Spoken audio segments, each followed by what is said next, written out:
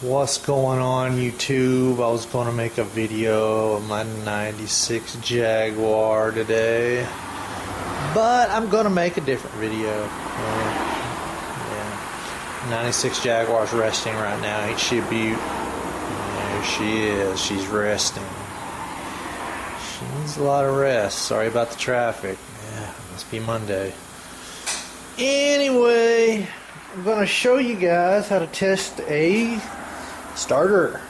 If you need to test a starter at home, you don't want to go to AutoZone, no big deal.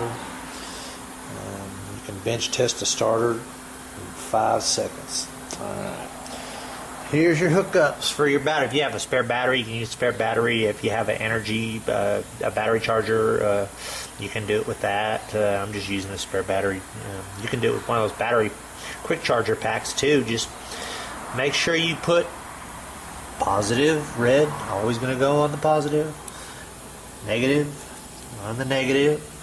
Now I'm going to follow it down to the starter. Now, the negative, which is hooked on with the black, that is hooked on to the side of the starter. That just grounds it out. If it was on your car, it would just ground it out to your car. No big deal. Then the next thing you do is you'll see you have 2 bolts on the end of this starter here, on the end of your solenoid. Now, this bolt that's covered, or any bolt that's going to this, your motor, don't hook that up to it. Hook it up to the other one, the outside one.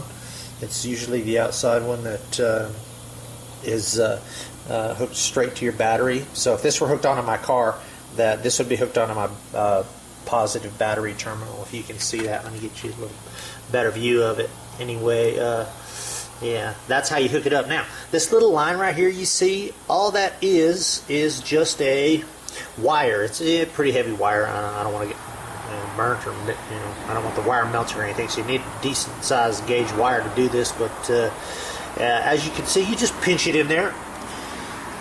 Just pinch it in there onto the red bolt there. Just pinch it in between the bolt and the clamp there. Then I'm going to take the end, this is the other end of this wire, and I'm going to touch where the ignition switch would be, which is kind of hard to see here, but you'll see right here, and you'll hear the starter click on if I've got it connected good enough. I don't have it connected.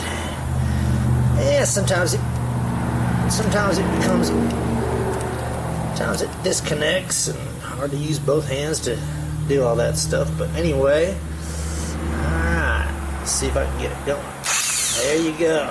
As you can see, that's how it works. If you were to turn the key, you'd be sending 12 volts if everything works out. If you didn't have a neutral safety switch messed up or something else messed up, you'd be sending 12 volts right to that little post right there. And that's it. All I'm doing is just adding 12 volts to this wire, and there it is. We do it 100 times, but you don't want to do it for too long. You don't want to burn out the motor, but and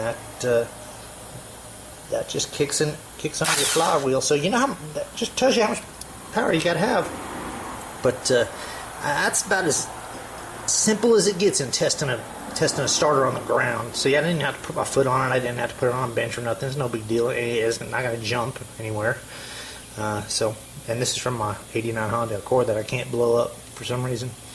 I can't blow her up. I don't know what to do. Anyway, that's the video for today. Don't forget, subscribe. I hope this helps you guys out.